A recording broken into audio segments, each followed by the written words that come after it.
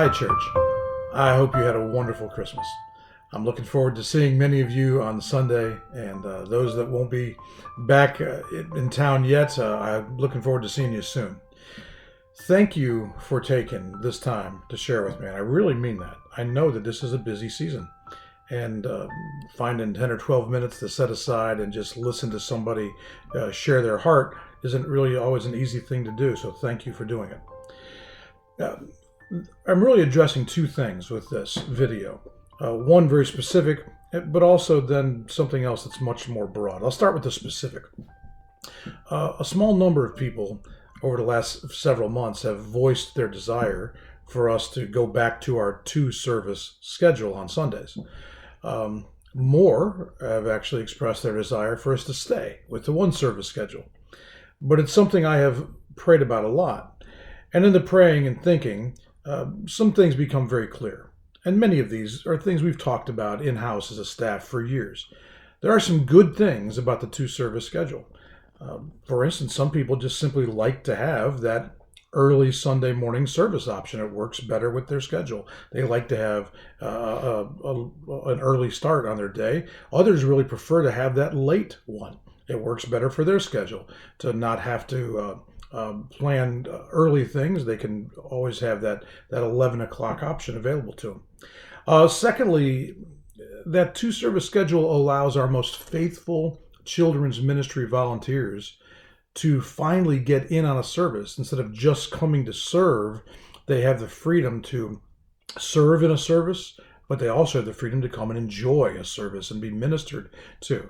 And then, of course, the other thing is a two-service schedule provides automatic space for growth if we begin to grow. On the other hand, there's some really good things about the one-service schedule.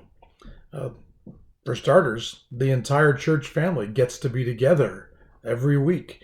It fixes that problem of feeling like we have two parallel churches that kind of share the same space instead of one big family. You'd be surprised how many times over the years we've had people attend faithfully for a long time, and then they meet up with somebody else at some church function and find out that they've attended for a long time too, but they never went to the same services. Secondly, it's much easier on the staff and on many of the volunteers to have the one service schedule.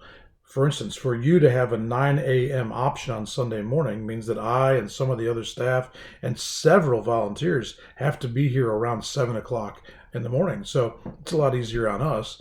It also means we don't have to watch the clock like a hawk during our service times because when we have two services, we have hard deadlines. We've got to finish, clear things away, reset for the next service. We don't have to worry about that. We can relax and really take our time with one service schedule. And then also, it's a lot less taxing on staff and volunteers when we do evening events. So, for instance, when we have things like Habitation or Operation Christmas Child or church picnics, things like that, where we have to come back in the evening, only having to have the one service makes it much easier on the other side. So there's good things about both. And after a lot of prayer and consideration, here's what we're going to do moving forward into 2025. We've made the decision for now to stay with one service. We'll continue with the 10 a.m. service. On the other hand, I want you to know we would very much like to need to return to two services come September. And I'll talk to you about what I mean by that awkward way of saying it, that we would like to need to return to two services. And this really introduces the bigger picture I mentioned at the start. We have some volunteer needs that need to be met if we're going to be able to return to two services. And we have some church growth matters that we really need to think about together and embrace. You see, about 4 years ago, the church in the United States, and New Life is certainly included in this, fundamentally changed. In COVID, once it hit, it changed everything. For decades, church pollsters considered a regular attender to be somebody who attended service at least 3 Sundays a month, as well as participated in other church functions. Now, we're only 4 years out from COVID, But the church attendance picture changed so drastically since COVID that the polling institutes have already changed officially their definition of a regular attender. A regular attender is now someone who attends one service a month, one Sunday service each month. For a church to function with that mindset is almost impossible. I regularly, in fact, I could say almost weekly, I have people tell me what a truly remarkable church New Life really is. And by the way, I 100% agree. New Life is a remarkable place. Just a couple weeks ago, someone who's visited a few times took me aside and just said, I've been to a lot of churches. This place, I've just never seen anything quite like it. It is very special. I said, you're right. We have the most special people you'll ever find anywhere, and God does beautiful things in our midst. I could not begin to tell you, after almost 20 years of being here, how many people who have moved away have come to me later on and told me, we just cannot find a church that where we live now that is anything like what we left. And many of these are in places much, much larger than Danville. We have a very special church. And I know that most of you are going to agree with that. So I have two questions that kind of emerge out of that in my own mind. If the church is so special, since it's so special, why is there so little by way of inviting people and bringing guests? I know sometimes people say, oh, we do invite, but look, if everybody that considers this church to be a really special place made a habit of inviting people on a regular basis, it would show. And then secondly, since we're such a special place and since our times together are so good, why has there been such a decrease in faithful attendance? Along with just general decrease in attendance, we have also lost in the last decade many of our most faithful lay leaders. Most of that has been because of death and people aging out and moving away and moving to be with family and things like that. A church cannot function long term without really committed lay leaders involved in very key volunteer positions.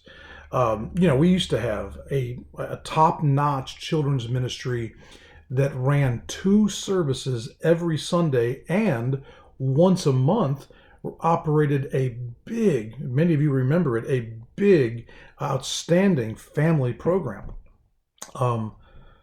Nowadays, we only have that once on a Sunday and nothing during the month. And we would love to be able to expand that. But where are those people coming from, the people that made it possible in years past? We need leaders in midweek programming to free up staff and current volunteers to be able to go to 2 services if we return there and have that operational, the children's ministry operational. Where are those people coming from? Because the truth of the matter is, in our midweek programming, we have a hard time getting volunteers at all. In fact, if it weren't for about 4 people in the last year and a half, we would have had virtually no opportunity to staff our midweek children's programming. And that's really sad to me for a number of reasons. One reason is because our midweek is so good. We offer really good discipleship training on Wednesdays at Group Life. And yet, participation consistently remains very low. And we understand. You have RevWell, you have Ladies' Prayer, Men's Ministry, a variety of small groups that meet. And by the way, as the pastor, I'm just as proud as I can be that we are able to offer all of those things to our flock and to our community. And they are good things. They really are. And I'm glad you're participating. But I also think that most of us would agree that the second advent of Jesus is going to happen sooner rather than later. And one of the specific instructions, Hebrews 11:25, one of the specifics, 10:25, specific instructions that God gives us in his word about how to prepare for the end times is this. He says you need to prioritize meeting together as a church, coming together as the corporate body of Christ even more than you ever have before. So, what are the takeaways from my sharing right here? Okay, here's a few. Number one, we have a great church. I mean, we don't just have a nice church. New Life is, by God's grace, a great church. We also are a great church at a time when, to use Jesus' words, the fields are white unto harvest. There are so many lost people who desperately need what we experience every time we come together. They need to feel and be in the presence of God. They need freedom ministry in their lives. They need the love that marks this place. They need what we have. They need Jesus. And we also have a biblical mandate to prioritize attendance and involvement. And here's maybe the last takeaway. I don't mean you generally, I mean whoever, the person watching this right now, you are needed if New Life is going to fulfill our kingdom destiny. So I'm asking you this, can we set a goal together that come September of 2025, we won't be able to mull over the question of whether or not we're returning to the 2-service schedule, because we'll have to return to it, because the commitment level of the people who are currently a part of New Life is going to increase, because the invitations, the investing in other people's lives and leveraging those relationships to invite them to some service, some event at New Life will increase, to where our understanding of the fact that we have been given something very precious, and our understanding that we need to steward that precious gift of New Life, that will become a big piece of who we are.